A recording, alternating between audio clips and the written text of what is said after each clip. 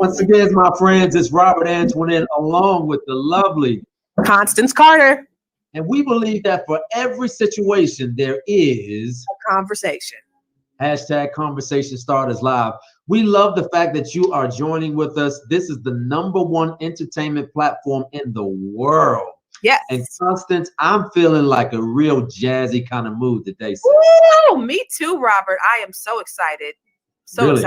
Excited. Yeah. Because I've been chasing this. I've been chasing this man for months. Can you hear me okay? I've been chasing him for months. So, yeah. Okay. I'm excited to finally have him on the show. Okay. You're just glad to have who on the show? Oh! Did you not know? I brought a special guest. I got a surprise for you today. Okay, well, I know you got a man crush with you guys. You like Teddy Riley, Babyface. Let me see who else. Josh X, maybe. Yeah, well, he's more along the lines of a couple of other people that we've had on the show. Najee. That's my guy. Light skin is in. Yeah. Mike Phillips. Mike Phillips, good dude. Love him. Oh, Gerald Albright, and all three of them. Yeah, Gerald Albright. Yeah. All three of them spoke so highly of this man. I don't know if you remember. You remember that? Everybody loved him. I do remember now. Well, for those of you who are out there in the Conversation Starters Live audience, we want you to pump your music up, get your eyes ready and your ears ready to listen to the man. The legend, Jazz is fine, the next man in the game. Wow. Hey. Man. Me? You. Woo! We're so excited to have you here today. We are so excited to have you here today, Mr. Whalum. We've heard so many great things about you. Like I said, I've been chasing you for months, trying to get a hold of you, and I'm so glad that you obliged and you honored us with your presence today, because you are, your reputation definitely precedes you. You are a man that a lot of people respect, and you can't really say that about a whole lot of people. And so I wanted to meet this man that everybody had been talking about, saying all of these wonderful, wonderful things about. We got to get him on the show, Rob. We got to get him on the show. So you can imagine when I told Rob that we had a date with you, how excited he was to have you here. So thank you for joining us on Conversation Starters Live. So we're gonna get right into it, okay? So I talked to you backstage in the green room, and I had mentioned that you had been in the business for 30 years. You said add 10 more years on that. So how did this all start for you?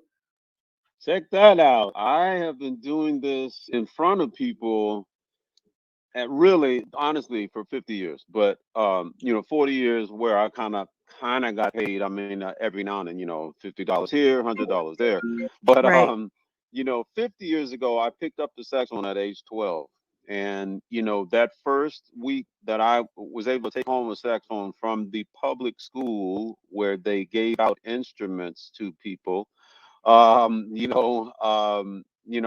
everybody could get an instrument. It's not like right.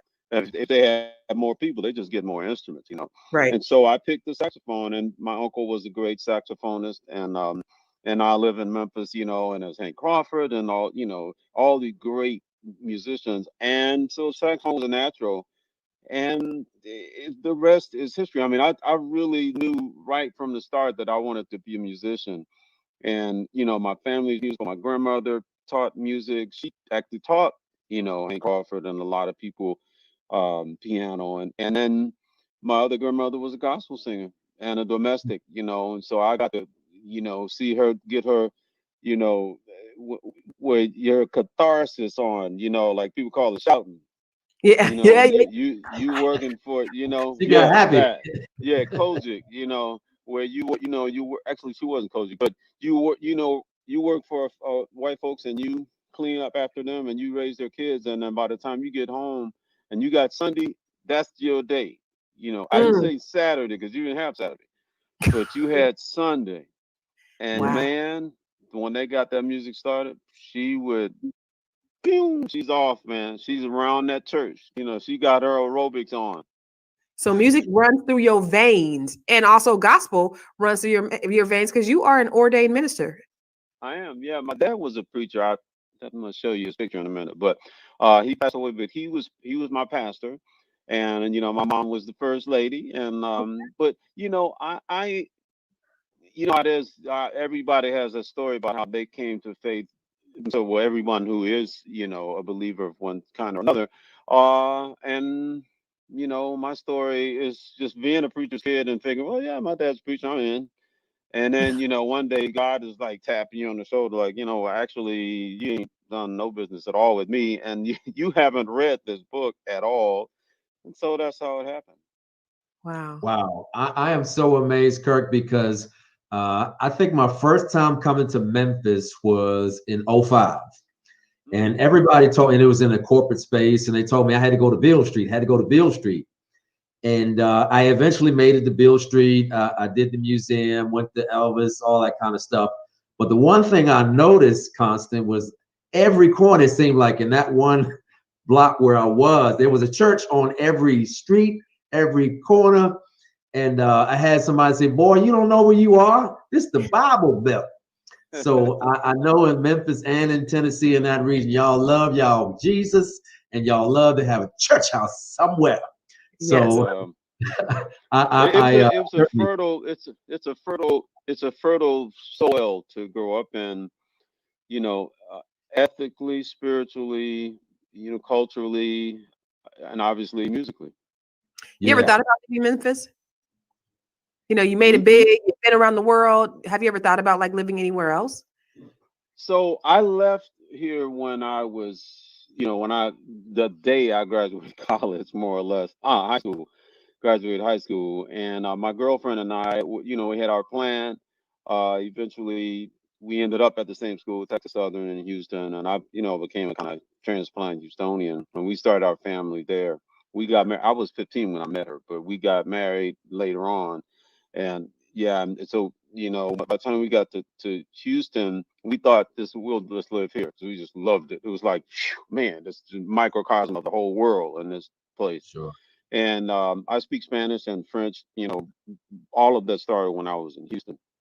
So I'm gonna run this quickly, but after Houston, we moved to LA. We lived there for Houston 11 years, LA 9 years. In between that time, we lived in Paris for about 2 years. Oh, We you just lived in Paris. Yeah, we moved all four of our kids to Paris, and we, you know, we did Why did that. you do that? And What made you move to Paris? so that's another long story. I will tell you. You know, I started studying French in the ninth grade, and when I got to Texas Southern, I had a teacher named Wanda Sandel. Always mention her name because she insisted that I try out for this scholarship. I'm like, I'm not going to get this scholarship. I mean, Rice University, all these smart people. I just love French. She's like, what do you have to lose? I got the scholarship, and so Wow. I studied in Paris as a 19-year-old, lived with a French family. And that was it for me. I'm like, yeah, we coming back. So I'm right to my Right. girlfriend. When we get married, this the first thing we're gonna do. Well, it wasn't the first thing. The first thing was having kids. And then long after that, you know, she's like, I don't think we're gonna ever get to it, you know, because we keep saying, well, we can do it now, we'll do it then. I had just finished Whitney Houston. I toured with her for like 4 years, and then I'm like, okay, she's having a baby. Now's the time. So we Mm. Yeah. went and we took our kids, and we enrolled them in school and the whole thing. And I was there in an environment where I really wanted to speak French all the time. you Wow. know, and so we did it, and the kids got a completely different lease on life, you know. I Wow. love it. I love it, Kirk. When you're Yeah. fully immersed in anything, you've got one or two options. That's the sink or the swim. Typically, most people who really want to be in that environment tend to swim. And I couldn't imagine going to another country where English wasn't the first language, because I know when I traveled even to the Caribbean, they have curtailed those resorts to speak English. So to be immersed in another culture, whether it be Japanese, French, or India, I wouldn't know what that would be like. But the question I wanted to ask you was, you're the consummate musician, right? And it's easy to get that sax man connotation where all the women and all the eyes are on the sax man. But you confessed more than once that you married, I'm assuming, your high school sweetheart. You had 4 kids. So how was it that you were not able to have that big head like syndrome that most sax guys have? Because some of those guys can be arrogant. You know what I mean? You know the cat I'm talking about. But how did you stay grounded? So let me correct you, man, that all the women go for the guitar player. Let me be very clear about that. Is that the guitar or the bass? Bass too, yeah, but whatever, definitely not the saxophone. Not the No, the saxophone. saxophone is sexy. What do you The mean? Saxophone is mean. The Yeah. saxophone, we're the nerds, man. I mean, all through high school, there, but just to make your point that the problem really is what's that word? When you feel like you deserve something, Entitled. oh, entitlement. Thank you. Somehow that word slipped my mind. So the problem is entitlement. So I played a show. I'm up there. I move because I can't not move. The music is moving you, right? And plus, the certain note's not going to come out. Like you had to raise your leg. You're like, oh, yeah, I'm trying to get it out. And somebody says, oh, that's sexy. Okay, that's great. The thing is, what do I deserve from that? What am I entitled to from me being up on stage in front of everybody? Am I entitled to this lady, taking out? And again, I'm happily married. We're raising kids now. So do I get to just pursue that? And the answer is no. I'm not entitled to that. I'm entitled to being able to play music, which is its own reward. And then to represent God in the ways that I try to represent Him, to feed my family, to make money. I'm maybe entitled to those, but even that is, it's like, don't think just because you got talent you're gonna be able to do that, because a lot of people got more talent than me, but they don't get to do what I do. So I'm not entitled to that. Now, have I in my early years made some bad moves? Absolutely. And that's why, man, you talk about the love of a godly woman, the purifying love of a godly woman. Mm. Dude, I can write a book on that. So Yeah. we were able to make it to the point where we then look back and we said, oh, no, it's back to us now. We can, like, where were we, and we can be lovey-dovey, and we can just, she wants to, I just always put the itinerary in front of her. Like, where do you want to go? Like if she doesn't want to go to a particular city, then fine, I'm on that one. But if she wants to go, if we're going to Montreux or we're going to Tokyo, if that's on there, she's going, because those are the places she likes to go. I love Yeah. it. You know what? Humility is everything. And I love the fact that you're so humble and you say, listen, I'm not entitled to anything. However, it speaks volumes of your character and who you are. And because, we've talked to a lot of people, and some people believe their own hype. Some people have the God complex, and it's just not gonna say any names, Constance. Absolutely. I feel it coming on. I'm not saying that spirit. I've not said anything, but it's just refreshing to see people who are like, you know what, listen, because I understand, like, you get to a place, but understand that anything could happen. Anything could be taken away from you at any given time. And so you can't take it for granted like it's always going to be. Because listen, look at what happened to Job. The rug can be pulled out from under you at any time. Well, Well, and we don't even have to go to the Hebrew Bible. Let's just talk about, today, Thursdays, I'm really, really fortunate to volunteer as a barber. Like I was just cutting hair in high school. In college, Okay. we used to cut each other's hair, right, to save money. Multi-talented. But so I got you, boss. But so what I get to do amongst homeless people and people who are habitually homeless or they, a $15 for a haircut is out of the question, Sure. in their budget. So we cut their hair for free. And so for me to talk about people like you talk about the rug being pulled out from under you, like today I was hanging out with some people to whom that happened. And by and large, they are not like, oh, I'm just a cut up and I'm just going to drug out and I'm just going to be an alcoholic. No, these are people that stuff happened to. Right. Yeah. And so, no, it's not about, me so much being homeless. Like I'm looking at this reality that, man, I get to share my music with people. Yeah. I'm living the dream. That. You work with so many people, from Whitney Houston, like you said, to Norman Brown, Najee, Bob James, all of these different people. Who was like one of your favorite artists to work with? And that's not knocking anybody, but what was, some of your favorite people that you worked with? So you mentioned Norman Brown. That's one bad brother, man. That I mean, dude. we had a band called BWB, like Braun, Whalum Brown, Rick Braun, and we would be up there on stage, and without fail, I would look over Rick and say, "This is ridiculous. This man that's a bad cat." Because yeah. I mean, we'd be standing on the side of the stage when Norman's doing his thing, and we just like, it's every time he can turn that switch, and it's like, just hold on to your seat because he's gonna knock you out. But out of the people that you mentioned, there's so many great artists that I've been privileged to work with. In fact, I was picking up my cousin to help him take the doctor's appointment today, and Take Six came on. I loved them so much. A Christmas song, and I'm just vibing to Take Six, and all of a sudden the saxophone solo comes. I said, "Oh, they don't normally have saxophone solo. That's not." And I went, "Oh, that's me." So because when you've been doing stuff for so long, you forget, like what you've done, but I will say, just to single out Bob James and say he's the guy who heard me, basically discovered me, got me signed to Columbia Records, took me on tour. I was in Japan, I was all in Europe, I was all over the place. Speaking of Montreux, and that was the guy. He was my guy. We did a record together called "Joined at the Hip." Yeah. Later on, we did a collaboration record. Yep. Yeah. So that was kind of a consummation of that relationship. But we're still very close. I was just in Japan with him in January before the pandemic.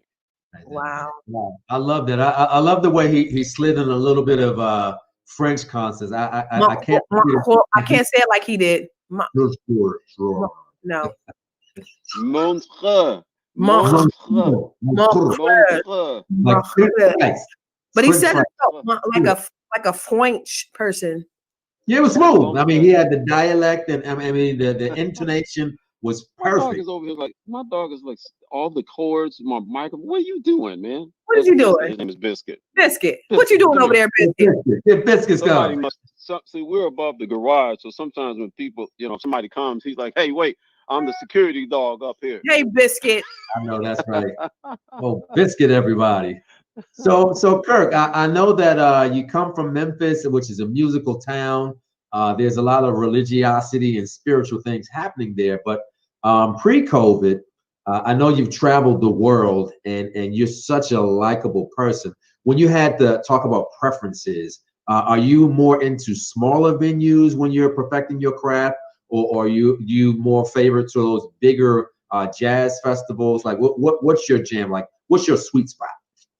Well, I'll go back and finish answering your other question about, living here. We moved home. My dad was dying and we knew it. So we came home. We were actually about to move to New York because that's the place we hadn't lived. And we sort of always wanted to live there. Kids were gone. Let's move to New York. My dad went down. And so we came to Memphis. We'll just stay here while he's still here. He passed away. And by then, man, we had fallen in love with Memphis straight up. We're like, what? I mean, this town is so awesome. And we just had no clue because again, and this is where you guys were originally from, both of you and your wife. I met her right here in Memphis on the bus on the way to Baptist Youth Camp. But Baptist Youth Camp on the bus. You don't hear me. I know about And baptism.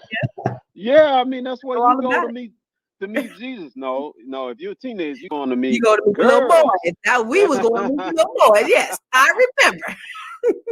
And so I'm fortunate that I met both. But you know, Jesus and a girl, and Yeah, I kind of married both of them, as you could say.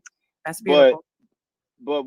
but the thing is that venues, man, I love playing in any kind of venue, and I think for jazz musicians, we're privileged that we can actually do both. That Yeah. we can, like, you can't, Rod Stewart or U2, whatever, they can't really play small venues, Yeah. but as a jazz musician, we can, Yeah. uh, and we can do big festivals and all of that. We can kind of do some of all of that. The intimate venue is obviously for jazz because there's nuance, right? Sure. You're paying attention, you close your eyes and you hear deeper. Whereas Mm, when you go, to a big rap or rock concert, it's kind of, you're gonna hear what you hear, right. and a lot of that is not live, right? Right. But with Yeah. jazz, it's always different. Every time, every song, you never ever play the same song twice. So you're listening for the nuance. Small venues are so much nice for that. But again, the economics of small venues all the time is harder because you kind of Mm-hmm. can't Sustain do it. that all the, Hmm. you can't sustain it. So we do a combination of both. Somebody's in my room. Who is that? Oh, Yeah. hi there. Constance, Kirk, you brought up an interesting thing. So Constance and I are concert goers, right? Mm-hmm. So we bought your CD for $9.99 back when you couldn't buy a CD.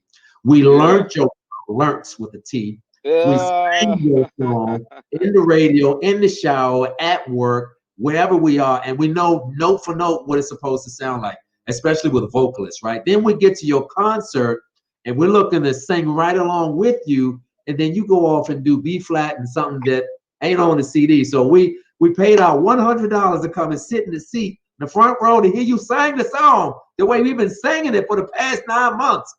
And Gerald Albright, a friend of the show, said exactly what you said. He says, I know the song, I know the set, but there may be a bass player or another sax or horn that may play a riff, and it felt good to him, and he may Spirit. go off to a totally different Yes. experience, and the crowd loves it because you never know what you're going to get, and every night is a new experience. So that Yeah. has got to be so awesome.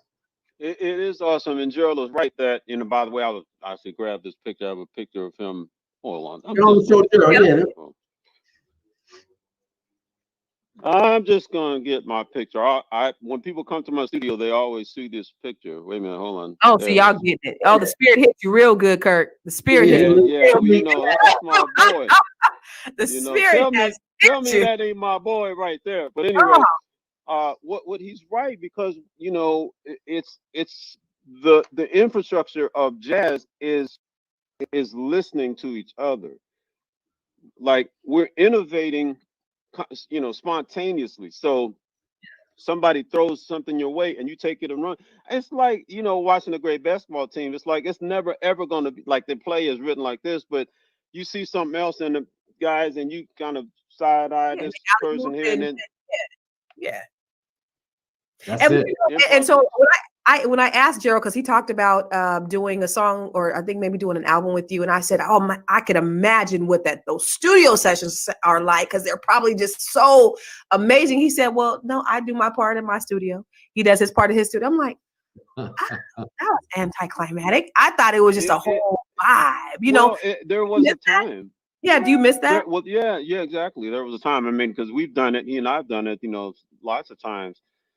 For his record, my record, other people's records, and so that is the ultimate with jazz Yeah. music. And again, how long is this music going to be called jazz? I don't know. I don't think for maybe, who knows? What do you Because think it is that? wasn't called jazz before, and the word jazz it was JASS. It was a pejorative, like, because it was music in the whorehouses, and bordellos. And so, I saw. oh, y'all playing that old jazz music, and so its beginnings were not so eloquent, so elegant, I should say. So, the fact that it's called jazz now, that's fine. I mean, it sort of is a different thing now, and it does have a whole lot of sophistication and respect, and it is America's classical music, period. Right. But when you take the elements of jazz music, because again, you mentioned the word jazz in 2020, and many people don't know what that is. Like, okay, or they all have the sort of one idea of what it is. But as you know, jazz is a whole lot of stuff. Absolutely. Gerald and I tend to play jazz that's more groovy and has, more R&B foundations. Yeah. But Ravi Coltrane, John Coltrane's son, he's going to be playing, and it's going to have more ethereal, esoteric kind of thing. So jazz is all over the place, and then you get Brazilian, and then all these different elements. Yeah. Dave Matthews Yeah. gets on stage. Mm-hmm. He plays music that is never going to be the same way twice. It's about listening to the other musicians. It's about people taking these long solos and stretching out. It's about spontaneity, improvisation, blah, blah, blah. But it is absolutely not called jazz. But as far as I'm concerned, it's the same thing. It's just different suit that is wearing. So who knows about that? Yeah, that makes a lot of sense. Yeah, because you know what, Constance, when you said what you just said, Kirk, you know who I thought of? Snarky Puppy. That's an even more current example. Yeah. Right. Oh, they are. I love that band. I love right. But I never know, where they're going to go, with their song, because they have so much instrumentation going on, and everybody does this. They play a couple of instruments per man, and it is always an experience. Atlanta did that chord on stage with Snarky Puppy. That was great. Remember, she did that chord with her. Oh, voice. Layla. Oh, yeah. That broke the internet. And the fact is that what they're doing is also influenced. Same with Dave Matthews, is influenced by the jam band phenomenon. Where people kind of just, we don't know what we're going to play. Yeah. See, that's nothing new. That came from the jazz world. We do have these sort of these foundational principles or kind of theory and these things. Like, you have to know what you're doing in order to not do. Sure. You know what I mean? Sure. You have that B flat chord, but then you add that ninth on there, and you add that, you add all those extra on there, to make it. Come on now with the ninth. Yeah. I'm a bass player, so I know a little bit about music theory. Absolutely. Yes. Man. That's what I talk about. Yeah. So let me ask you this. So I know just looking at your Instagram page, you talk a lot about, you told me to take the H off. Humanite. What is that? What does that mean? Because I know that's, you have your album is Humanite. You have a documentary. Tell us a little bit about that. Humanite, right? It means humanity, of course. And you know what? That's it. When we did the documentary, the making of this thing, where I went and I did collaborations with artists from 8 countries, that was what it was about, establishing for people to see what it is that makes us love our job. And that is that it's never the same. It's always, borrowing and imitating and appreciating cultures far, far away through their music. I was called the Anthony Bourdain of music, like, of culture. Like, music is that thing, as opposed to food, which I love.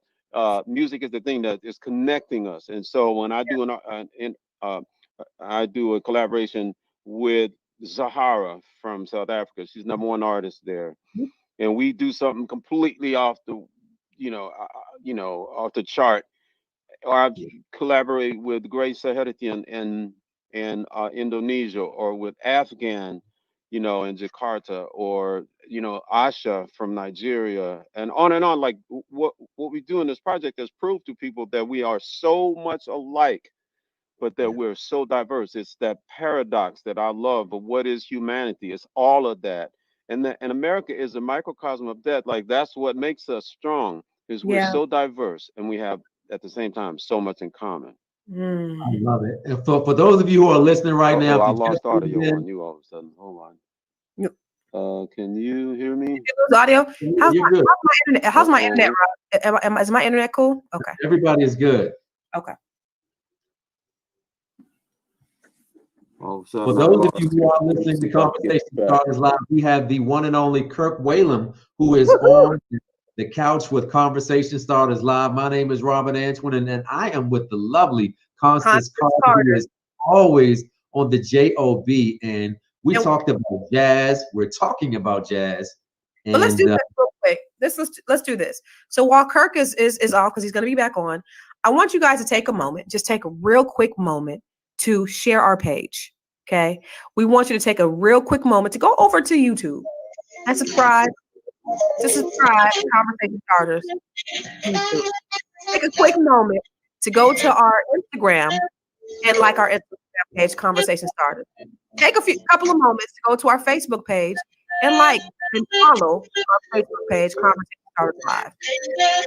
And he's back. Who knows what that was? the Instagram internet gremlins, but we're glad to have Kirk Whalum back in the place. Yes. So Kirk, we know you're busy and we want to let you go, but before we do, we just got a couple of little softball questions that we want to ask you really quick. Rob, you want to start them off? Sure. So right now, there is something on Instagram, Swiss Beats and Timberland, they have called Verses, where they put artists at opposing ends of a particular screen, and they go back and forth. So right now, I'm going to tell you first out of COVID, your first special appearance, and you have one vocalist and one vocalist only that you can choose. She may or may not see this broadcast, but if you had to choose between Patti LaBelle and Gladys Knight as your featured artist on stage, live for one performance, who would you choose and why? Gladys Knight. That was easy. You didn't even think about it, huh? Without thought, without question. Why? I have performed with Patti LaBelle and love her. She's an institution, you know. The thing I love about, I guess you could say not, you know, even many other like for instance, tap dancers, you know, black tap dancers who you kind of got that whole thing started where people are looking for some kind of, you know, shuffling and kind of, you know, jiving or whatever. When you see the real tap dancers, you know, Gregory Hines and they're not doing none of that. You have to look at their feet. Right. And you have to listen. Like, so you're a musician, you know what I'm talking about. Like there's something going on that's innovative in the rhythms that they're throwing down with the feet. Okay, tap dancing, you know. And so to me, it's about Gladys Knight represents like, I'm not here to. It's just the little nuances. It's just the little things, right? And that's the funny thing, because Rob, remember you said, you know what? I never used to listen to music this way before until I started hanging out with you, because like you hear certain things as a musician, right? You're listening a totally different way. You're listening to the instrumentation. Like I'm listening to you know, what is the hi-hat doing? Is there a bell in there? Is there, you know, is there a, you know, are there strings in there? You just listen to music a totally different way. Instead of just listening to the beat, listening to the music, you're pointing things out. So I'm not only that, I think there's the kind of showbiz aspect of it that, you know, we're now it's like, well, there's you know, some big explosion and then there's this all the lighting and all this stuff. That ain't it. Gladys Knight is she's just gonna stand there and sing, and it's gonna blow your mind. Like, pay attention to what I'm singing. Like you said, the nuance of the sound of my voice. Luther used to talk about that all the time. You know, I play with him a lot, and he was talk about, no, it ain't none of that. All that them riffs you singing don't mean nothing to me. It's the sound of your voice. Who are you? I need to know that, and I can listen to your voice and hear it.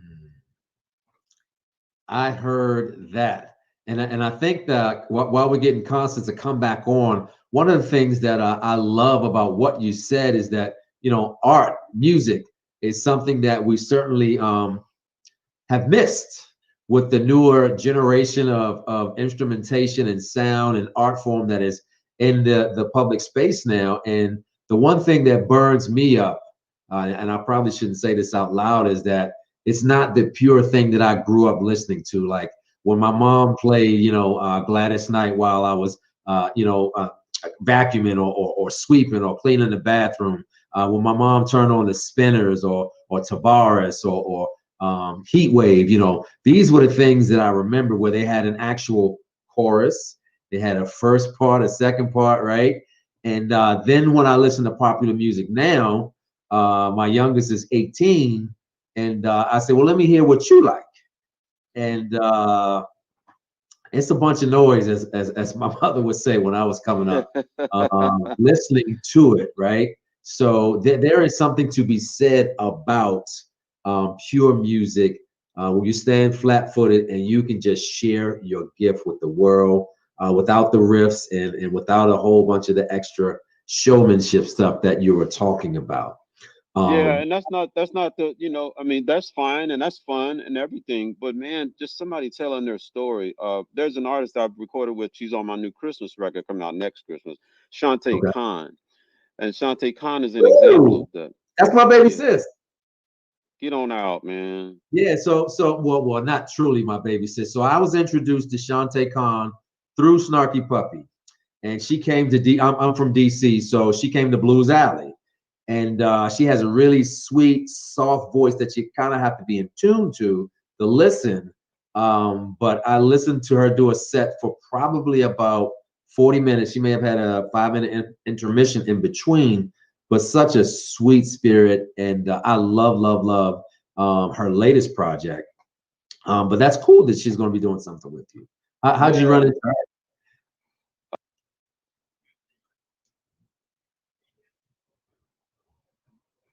Can you hear me? Yeah, I can hear you now. Yeah. You know, it was just she just touched me, and again, she was telling her story, and to me, that's what Gladys Knight does. She's telling Yeah. the story. If you're not, I'm from Memphis, man. It's like, you know, I grew up on stack, as you see, stack music. So if you're not telling a story, I'll flip the channel. You know, I need to know Yeah. what's in your heart or who's in Now, your heart. when you talked about Stax, who was a founder? I know I watched something called The Godfather. I think Clarence Avant was I don't know if he was with Stax, but it was a record company that had started. But he referenced Stax Music as one of the companies that was out during that time. So, do you Yeah. know anything So about its inception? absolutely, yeah. So you know, you could say Booker T and the MGs. You know, you could say Booker T was one of the primary people because he was the kind of musical director. Yeah, Isaac Hayes and David Porter. You know, Isaac Hayes and David Porter wrote, you know, a good 80% of the hits that came out of there. Whether it was, um, Otis Redding or, man, all these names escape me now. But the staple singers, Sam and Dave, Rufus Thomas, Scarlett Thomas, on and on. It was Isaac Hayes and David Porter who sat together and wrote those songs. Like, David is an idea guy, and Isaac could sit down at the piano, and they, hold on, I'm coming. yeah, Hold on, I'm coming. That literally was David in the bathroom when they were waiting to record another song, and Isaac like, David, come on, man. He said, hold on, I'm coming. I'm coming. And then it turned into this whole thing about this black Superman type thing. Oh, there she is. I'm back. Yes. Yeah. So what happened, Kirk? You didn't know this. This was a scheduled intermission where she had to go powder her nose, and I thought she was going to come back with her bass, and y'all were going to do like a duet. Your nose was beautiful before you left. But go Thank ahead, you, sir. I appreciate it. But since we're talking about instruments, can you please do us the honor and just play a little something for us, Mr. Whalum? Oh, I wish I had known that, because I didn't, I would have, because you got to get reeds wet and all that stuff. But I do have my flute here. Let's do it.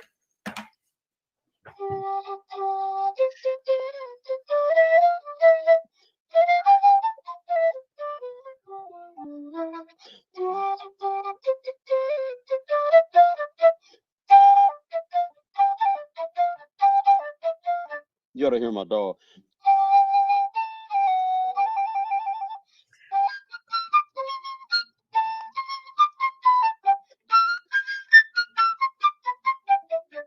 And by the way, Najee gave me this flute. He played the flute on here. Najee played the flute. Yeah. He literally, because I'm a saxophone player, but I double on flute, and so I was playing my old flute from like college. And he's like, let me see that. And he said, you sound good. Let me see it. Now he played my flute. He's like, yeah. What's your address? He's a good brother. I mean, you know, it takes your brother to, you know, Yeah. he didn't say this is the worst flute I've ever played. He didn't say that. He said, Right. what's your address? Wow. I got a $3,000 flute here just because he loved me. That is beautiful. You know, So, when you got listen, rich friends, it's a beautiful thing. Yeah, this is what we've got to do, Constance. We have got to get some of our faves on the Conversation Starters Live space. So here's what's going to happen, Kirk. In 2021, we're going to travel. Make sure we're going to do about an 8-city tour, and we're going to do some smaller venues. If we can make the moon and the stars collaborate and align, we'd love to have you, Najee. They already said that they wanted to do it with them. They already said it. They said they wanted to do it. Yeah, I know. I mean, they said it. They told them, but they said you were doing it. Well, it just so happens that we had already been talking about something that, for instance, right now the focus is on Georgia, and we talked about, you know, together doing something for Raphael Warnock's campaign, because we can't have the people who are standing between people's health care and their livelihood, you know, namely Mitch McConnell. We can't have them back in there. So we have to do what it takes so that not so our party can win, but so that people can win. People who need the help. Yeah. When you put party before people, then people suffer. And the unfortunate thing about that whole thing is the people that are suffering don't even realize it, because just like Lyndon B. Johnson said, never mind, I'm not even going to go to the politics. That. I was about to go there. Because basically people vote against their own interests based upon whatever beliefs that they have. And they think these people are out for their best interest. And they really don't know that they only care about their interests. They want to keep you divided and fighting so that they can just stay in power. And that's all it's about. That has nothing to do with you. So back to Gerald, Najee, and I, we talked about doing something for that. And, beautiful. You know, we're always doing something, you know. You got a venue yet, Kirk? The three best. Well, again, it's hard. That has to be coordinated with the candidates and stuff. So it's sometimes a little hard. You know, I made a couple of calls, but I said, you know, if there's something that they're interested in, we'll do it. But you know, I think it's kind of all hands on deck. It's not like, hey, we are the only people who can do this, but let's all do something. Absolutely. To get people on the same page, and it's not about parties, not even so much about politics as it is the common good. And there's some stuff that we can do to promote the common good. You're absolutely right. You know, the thing I love is that, you know, you're using your powers for good and not for bad and not for evil. And you have so much reach and so much influence that, you know, and what a lot of stars like you don't realize is the power and the influence that they do have, and that they're not using it for the right thing. So God bless you for doing that. You know, it's amazing. You don't have to. You don't have to. You bet. Absolutely. And one more thing I'll say about that. So are you familiar with the City Winery in Atlanta? Yeah. Kirk? Okay. Yeah, I think Constance, we'll kind of after the show circle back around and see if we can use our power for good, because I do believe in relationship-driven results. It's the new currency of the new millennium, and those who have relationships will certainly be able to change their trajectory a lot further than those who don't. So we do need to exude Black excellence and use our relationship powers so that we can further what Brother Kirk was saying just a few seconds ago. Absolutely. Absolutely. So Kirk, just real quick before we let you go. So I know you've been traveling for the last 30, 40 years, probably nonstop in every country around the globe. You probably traveled to every single country except for maybe Antarctica or something. I would imagine you've probably been everywhere. But you're sitting at home for the last 8 months. Do you like 9 months? 9 months. How has it been? Are you ready to go? Are you going crazy? How's your mental health? Like, what is going on out there? Yeah, so it is a challenge. You know, it's a new kind of a trial. I love traveling, and it's what I always wanted to do. And you know, I'm grateful that I love my wife and my wife loves me, so that when I'm home, it's a good thing. Yeah. You know, part of what has kept our marriage fresh for 40 years is the space, you know, and so travel provides that. If you're on the right page, emotionally, mentally, travel can be okay. too much of it is a drag. But then in this setting, we have space because my studio is above the garage. Yeah. Yeah, basically. And she was just over here of another fridge out here, and so she was coming out to put some stuff. She'd been to the grocery store, but we have our space. She loves to read. She's over there doing her thing, and right now, again, she's been, Mimi. She's been, grandma with the kids, because they've been staying with us, right? But it's that. I mean, it's the being at home in a routine. I mean, weekends. I have not known what that meant, like for years. And now it's like I'm starting to look forward to Saturday. I'm like, that's crazy. So Kirk, just real quick before we let you go, we sound like Frankie Beverly, but before I let go, right. We sound like the pastor on Sunday talk about, okay, we're gonna get ready to close. Yeah, I got 3-4 closes. But we love talking to you so much. Yeah, so who is in your iPod? Who is in your CD player, in the Lamborghini that you're driving around, your Tesla, your Cadillac? Like, who are you listening to? Gospel or otherwise? So I mentioned Shanti Khan. She was on the show. Oh, did you tell him? Yeah, I did. I thought it was my baby I sis. actually brought her up, and then he told me that she was a friend of you guys, but she's on my new Christmas record. But nice. I listen to a lot of international music, again, because Humanité is really brought me to that space over the last really 5 years or so, where my focus has been international artists. So I listen to a lot of their music, whether it's Asha from Nigeria, or Zahara from South Africa, or Grace Seheritian, Indonesian artists, Japanese artists. Keiko Matsui and I have a single out right now. Keiko's on my record. I'm on her record. Yes. So I listen to a lot of international music. I love Vashawn Mitchell. I love a lot of the gospel. That's Mary Mary, because it's just so inspiring and just brings me back to the world where I started out. Where God is so real, and they say it's the opiate of the masses. I'm like, well, I need some of that drug, because right now, man, I can't imagine not having hope, or not having something to base your hope on that you can't see, or whom you can't see. And to me, that's Jesus. And I ain't trying to ever change that. I know that's right.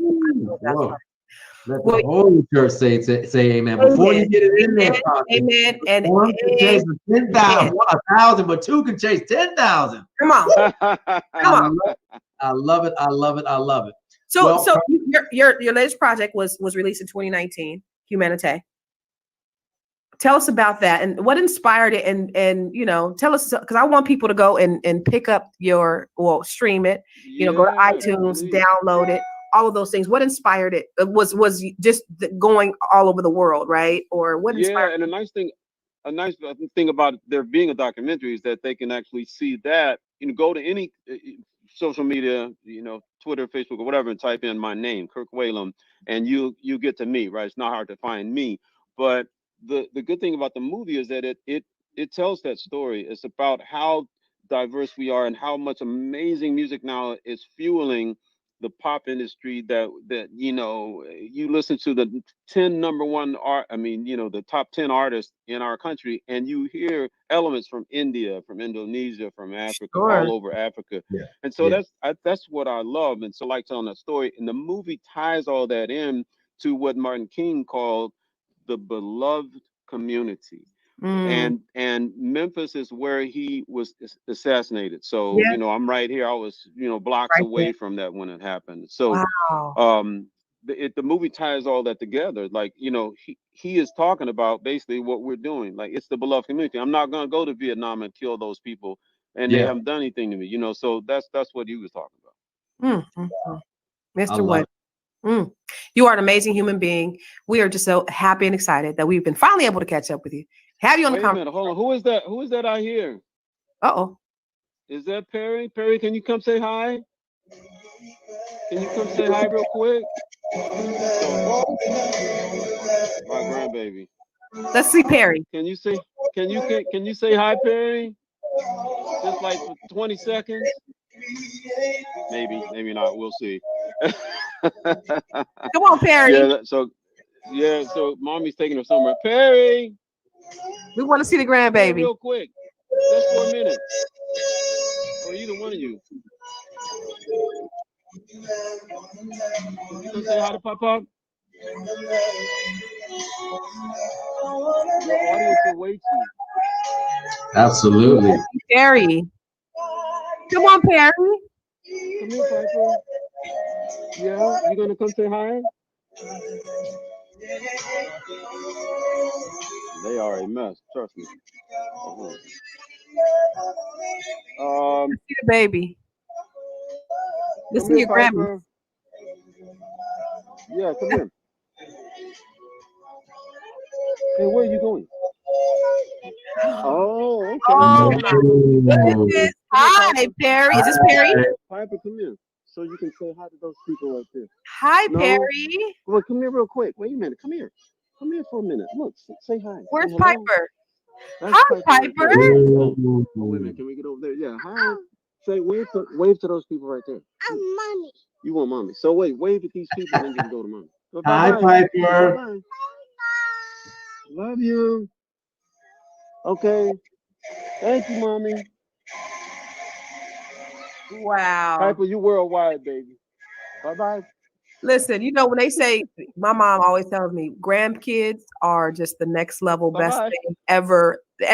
Like you love your kids, but when you have grandkids, it's just a whole nother level. This is what I hear. So Oh my God. Looking forward to it. Absolutely. I mean, forget it. And they you know, like the thing is that they're moving away, right? But they would come up here and I give my night kisses. Yeah. You know, and I play them a little, you know, Baby Shark. Yeah. Oh. Baby Shark. Go for it. Baby Shark.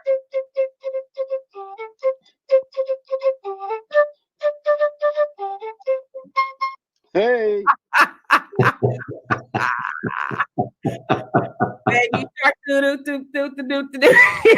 We know all about it, don't we, Rob? Absolutely, we do. Sure. Wow.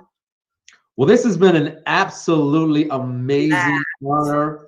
Yes. And had the opportunity to talk to one of the greatest jazz men in the world. And I know that Humanité will be a part of my new lexicon. Yes. And, go back and look at the tape and try to pronounce that word you said a little bit. What do you say, You got it. You got it. No, but you said, you know, you just point to somebody and say Humanité. Humanité.